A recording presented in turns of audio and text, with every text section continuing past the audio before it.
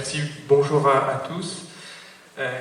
Quand on associe finalement la Silver Economy avec le groupe La Poste, je m'appelle Raphaël Tamponnet du groupe La Poste, finalement on parle de quoi? On parle de la rencontre d'un côté d'une population vieillissante, avec des besoins qu'on a vus croissants sans cesse, et puis aussi une société qui exprime sa volonté massive de bien vieillir à domicile.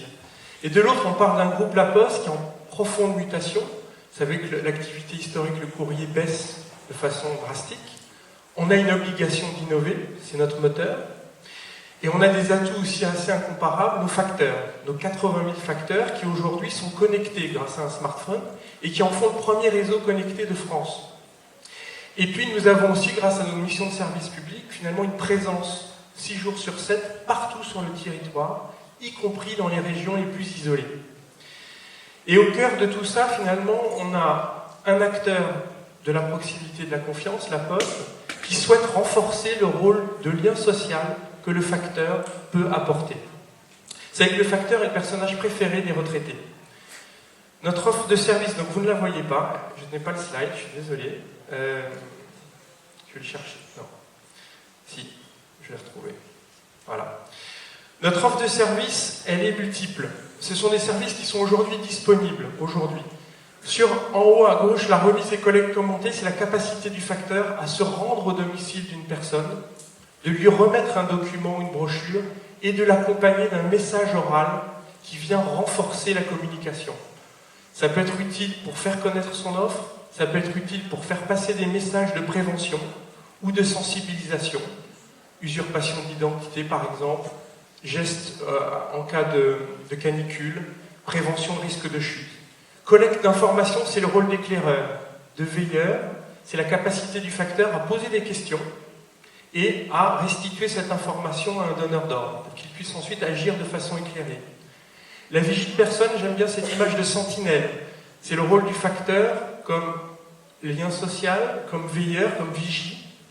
Vous avez vu que nous avons passé un communiqué de presse hier pour offrir aux mairies qui le souhaiteraient la possibilité de faire passer le facteur auprès des populations fragiles pendant cet épisode caniculaire.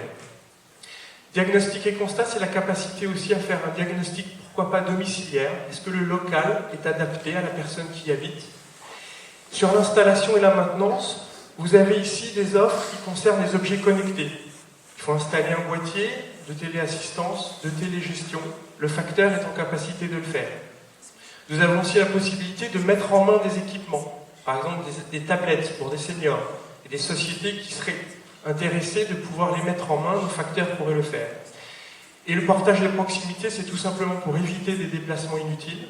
On peut porter beaucoup de choses, on peut porter des courses, on peut porter des médicaments, on peut porter du bien culturel, on peut faire énormément de choses pour prolonger l'offre de service jusqu'au domicile.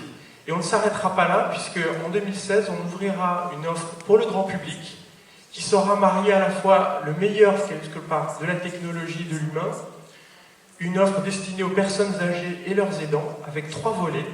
Le premier, c'est assurer une présence humaine régulière par le facteur, qui s'assurera que la personne ne manque de rien, et une notification immédiate sur une application mobile pour les aidants. Une offre de téléassistance pour être rassuré en cas d'urgence. Et enfin, une assistance dépannage également pour opérer les menues réparations qui pourraient se présenter au domicile de la personne âgée. Donc vous l'avez compris, La Poste a de grandes ambitions. Elle veut apporter une forte contribution également au développement de la Silver Economy en apportant des services qui sont utiles, abordables et dans l'intérêt de toutes les générations, vous l'avez compris, qu'elles soient aidantes ou aidées. Merci beaucoup. Merci bien.